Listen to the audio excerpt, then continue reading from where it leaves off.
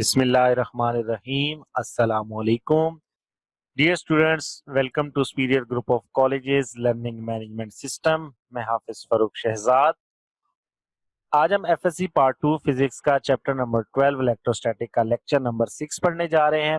आज के लेक्चर में हम electric potential at a point due to point charge study करेंगे। लास्ट हमने इलेक्ट्रिक पोटेंशियल के बारे में पढ़ा था। उसके बाद आज हम इलेक्ट्रॉन वोल्ट के बारे में पढ़ेंगे और एट द एंड हम इलेक्ट्रिक एंड ग्रेविटेशनल फोर्सेस का कंपैरिजन स्टडी करेंगे। सबसे पहले हम देखते हैं कि electric potential at a point due to point charge हम किस तरह से मेजर करेंगे। इलेक्ट्रिक पोटेंशियल के बारे में हमने लास्ट लेक्चर में पढ़ा that it is the energy that is required to move a unit positive charge from infinity to that point. तो उसी तरह हम डायग्राम कंसीडर करते हैं कि फॉर एग्जांपल हमने एक यूनिट पॉजिटिव चार्ज कंसीडर किया जिसमें इलेक्ट्रिक फील्ड लाइंस आउटवर्ड है। यहाँ पर हमने डिस्टेंस कवर स्टडी कर लिया that distance up to the A is R A और जो डिस्टेंस बी तक है दैट इज आर बी और जो इन दोनों का डिफरेंस है that is delta R. So the distance from point A from the Q is R A और जो डिस्टेंस है बी पॉइंट का फ्रॉम आर क्यू से जो होगा वो क्या हो जाएगा आर बी हो जाएगा।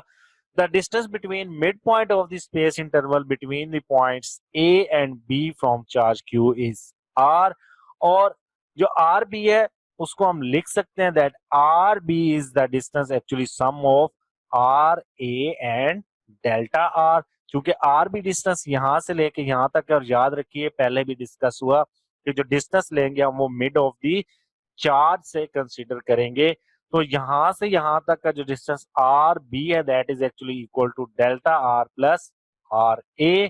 तो हम इसको लिख सकते हैं जो डिफरेंस आ जाएगा delta R that is equal to R B minus R A और आर जो के रिप्रेजेंट कर रहा है मिड पॉइंट को between A and B. So R is equal to R A plus R B over two हमने mean ले लिया। तो आर डिस्टेंस क्या होगा आर ए और आर बी का जो दरमियान का डिस्टेंस होगा that is called R distance.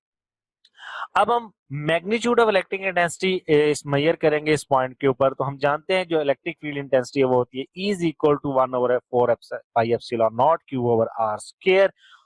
अब यहाँ पर हम देख सकते हैं कि जो डिस्टेंस है वो एक आर स्क्वायर गिवन है जबकि आज के केस में हमारे पास दो आर हैं आर ए और आर बी। तो हम इसको सिमुलाइज करेंगे आर ए और आर बी में as a point A and B are very close to each other then as a first approximation we consider that the arithmetic mean is equal to geometric mean। तो वो क्या हो जाएगा r over r is equal to rb over r। तो हम इसको cross multiply करेंगे तो ये क्या हो जाएगा r square is equal to r a r b हो जाएगा। तो हम देख सकते हैं कि इस r को हमने कन्वर्ट कर लिया किसमें r a और r b में। याद रखिए जब दो पॉइंट्स बहुत ज्यादा क्लोज हो जाते हैं तो मैथमेटिकली जो अरिथमेटिक मीन हो जाता है वो किसके इक्वल हो जाता है ज्योमेट्रिक मीन के इक्वल हो जाता है। तो अरिथमेटिक मीन हमने निकाला R A plus R B over two. तो ज्योमेट्रिक मीन क्या हो जाता है second over first ratio third over second ratio. तो ये हमने रेशियो ले ली तो एक्चुअली वो इसके इक्वल हो गया R over R A is equal to R B over R. तो वहां से आर स्क्वायर किसके इक्वल हो गया आर ए बी। तो अब हम इलेक्ट्रिक इंटेंसिटी मेजर कर सकते हैं क्योंकि अब हमारे पास दोनों पॉइंट्स आर ए और आर बी आ चुके हैं। अब हम मूव कराएंगे if a unit positive charge is move from point A to B the work done is equal to the potential difference between the point A and B. अब चूंकि हम जो पॉइंट है यूनिट पॉजिटिव चार्ज जो हमने place किया उसको move करवा रहे हैं बी से ए की तरफ तो ये अगेंस्ट द इलेक्ट्रिक फील्ड है अगेंस्ट द इलेक्ट्रिक फील्ड होगा। तो अब हम इसको लिखेंगे V A minus V B is equal to minus E R A minus R B. Gradient potential से हमने डिफाइन किया delta V is equal to minus E delta R या हमने लास्ट इक्वेशन पढ़ी थी E is equal to minus delta V over delta R. तो आज के केस में डेल्टा वी क्या है हमारे पास V A minus V B है और आर ए जो डेल्टा आर है वो क्या होगा R A minus R B. अब चूंकि हम बी से ए की तरफ मूव कर रहे हैं so R A point is larger than R B. So हमने जो पॉइंट है लार्जर में से स्मॉलर को माइनस कर दिया और ए पर पोटेंशियल बी से ज्यादा है तो higher potential minus lower potential कर दिया। अब हम इसमें नेगेटिव साइन को अंदर मल्टीप्लाई करेंगे तो क्या हो जाएगा आर बी माइनस आर ए हो जाएगा। और नेक्स्ट हम क्या करेंगे ई की वैल्यू को पुट कर देंगे जो कि क्या होती है Q over 4 pi epsilon naught R A और आर बी जो हमने लास्ट अभी प्रीवियस स्लाइड में निकाली थी। तो अब वैल्यू पुट कर दी हमने, तो वैल्यू पुट करने के बाद हम क्या करेंगे, इसको सेपरेट डिवाइड कर देंगे, R B over R B हो जाएगा और R A over R B हो जाएगा। यहां से हम देख सकते हैं कि आर बी कैंसल आउट हो जाएगा आर बी से और इसमें आर ए कैंसल हो जाएगा आर ए से। तो हमारे पास जो इक्वेशन बन जाएगी वो बन जाएगी V A minus V B is equal to Q over 4 pi epsilon not 1 over R A minus 1 over R B. अब ये हमारे पास इक्वेशन बन चुकी है। अब हम कैलकुलेट करते हैं एब्सोल्यूट पोटेंशियल। तो एब्सोल्यूट पोटेंशियल के लिए हम क्या कंसीडर करेंगे, ए पॉइंट को potential at A, B point को हम कंसीडर करेंगे कि वो कहां पर है, इंफिनिटी पर है। अब हम उस डेफिनेशन के तरफ जाएंगे, to take a charge from infinity to that point. अब हम वर्क डन कैलकुलेट करेंगे जो हम यूनिट पॉजिटिव चार्ज को इंफिनिटी से इस पॉइंट पर लेकर आ रहे हैं।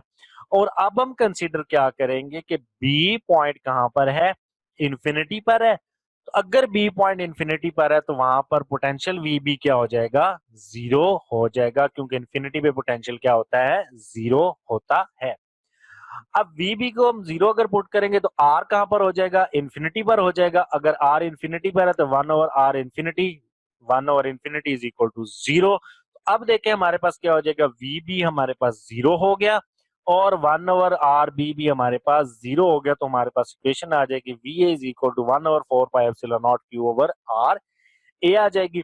अगर हम इसको सिंप्लीफाई करेंगे तो वी आर जो हमारे पास आ जाएगा 1 over 4 pi epsilon not Q over R के इक्वल आ जाएगा। So this is the electric potential at a point due to point charge.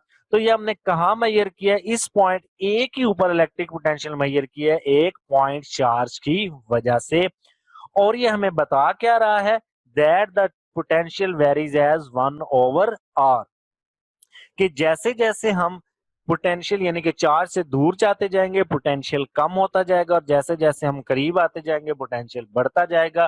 तो इसीलिए देखें हमने जब कैलकुलेशन की तो बी को जब हमने दूर इंफिनिटी पे कंसीडर किया तो वी बी जीरो आ गया और जबकि near the charge A potential क्या होगा, हायर होगा।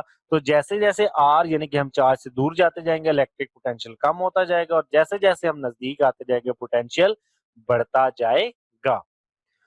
अब हम डिस्कस करते हैं इलेक्ट्रॉन वोल्ट को। इलेक्ट्रॉन वोल्ट क्या है, the amount of energy gained और lost by an electron when it is displaced across 2 points having a potential difference of 1 volt.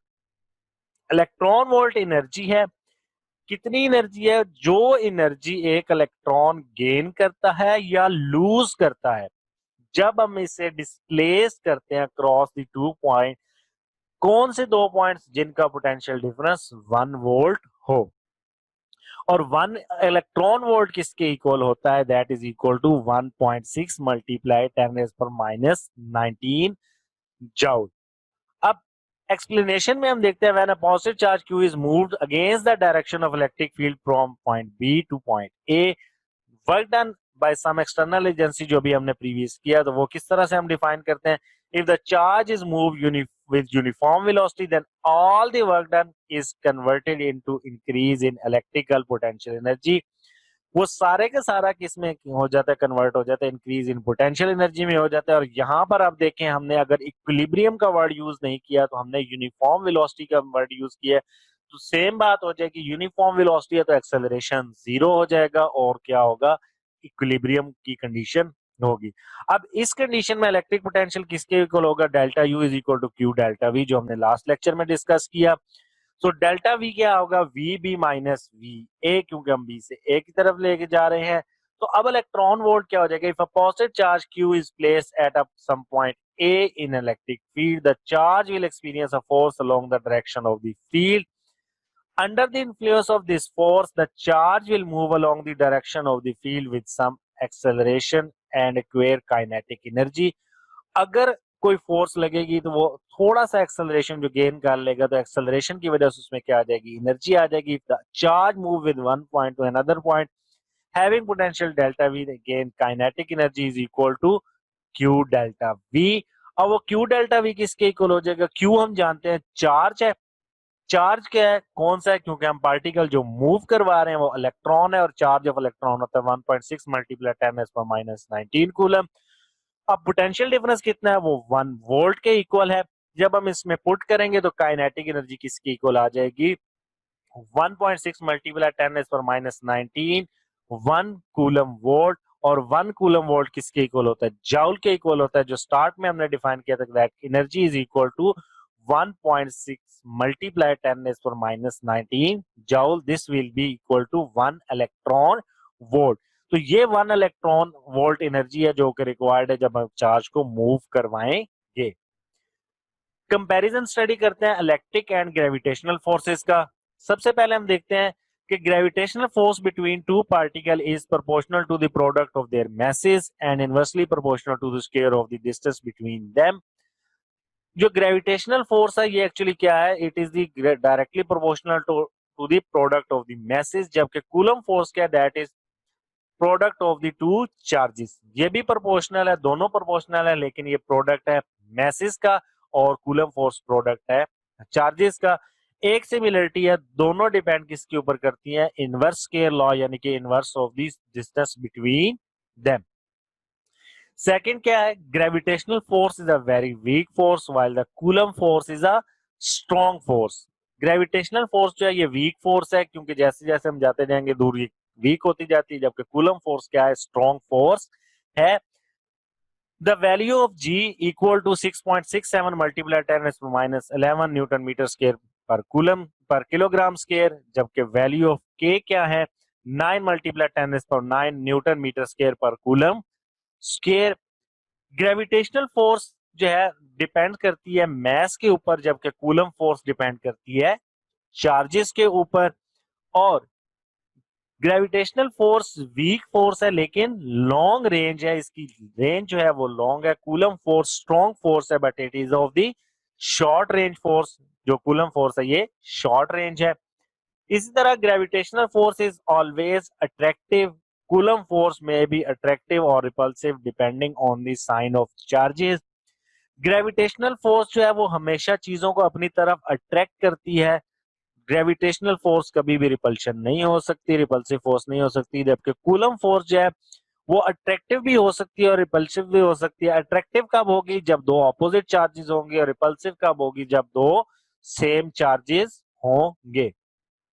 तो लास्ट पॉइंट है gravitational force does not depend on the medium, जबकि coulomb force क्या है depend करती है medium के ऊपर डिपेंड करती है, क्योंकि कूलम फोर्स में जो एप्सिलॉन नॉट है वो वैल्यू क्या डिपेंड करती है मीडियम डिपेंडेंट है, जबकि ग्रेविटेशनल फोर्स डिपेंड नहीं करती मीडियम के ऊपर।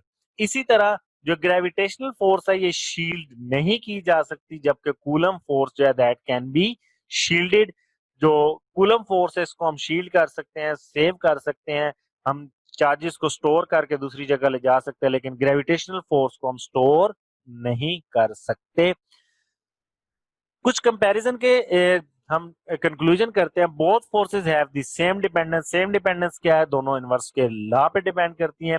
It means both forces very inverse with the square of the distance between the two charges और द टू masses। दोनों डायरेक्टली प्रोपोर्शनल है या masses के या चार्जेस के, लेकिन इनवर्स स्क्वायर है डिस्टेंस के। Both forces are part of conservative forces. कुछ पास पेपर देखते हैं, एमसीक्यूज पूछा गया, if a charge body is moved against the electric field it will gain to Lahore 2011 में पूछा गया potential energy, kinetic energy, mechanical energy, electric potential energy. जब against the electric field move करवाएगा तो क्या गेन करेगा, पोटेंशियल एनर्जी गेन कर लेगा। क्वेश्चन नंबर 2 है 1 electron volt is equal to Rawalpindi 2011 और सरगोदा 2016 में पूछा गया, that is equal to 1.6 multiply 10⁻⁻19 joule. So A option correct होगा। डी ऑप्शन हमें लगेगा करेक्ट, लेकिन वो पॉजिटिव 19 है, तो राइट आंसर क्या होगा 10⁻⁻19 जो कि ए है। शॉर्ट क्वेश्चंस देखते हैं जो इस टॉपिक में से पूछे गए। शॉर्ट क्वेश्चन में इस टॉपिक में पूछा गया define absolute potential and drive an expression for the electric potential at a certain point due to point charge। Lahore 2013-15 में पूछा गया, रावलपिंडी 2015, मुल्तान 2015 और डीजीके में 2010 में पूछा गया। नेक्स्ट क्वेश्चन है show that 1 electron volt is equal to 1.6 multiply 10⁻⁻19 joule. तो हमने देखा कि 1 इलेक्ट्रॉन वोल्ट किस तरह से होता है, ये शॉर्ट क्वेश्चन ड्राइव करना होगा। लाहौर 2011, रावलपिंडी 2009 और सरगोदा 2011 में ये क्वेश्चन पूछा गया। लास्ट क्वेश्चन है, write two differences between electric force and gravitational force, DG Khan 2010 में पूछा गया। तो हमें 2 इलेक्ट्रिक डिफरेंस बताने हैं, जबकि आज हमने 7 डिफरेंस पढ़े और एक मैंने आपको सेपरेट बताया शील्डेड और अनशील्डेड का। तो 8 डिफरेंसेस है, तो आपको पेपर में सिर्फ 2 डिफरेंसेस लिखने हैं।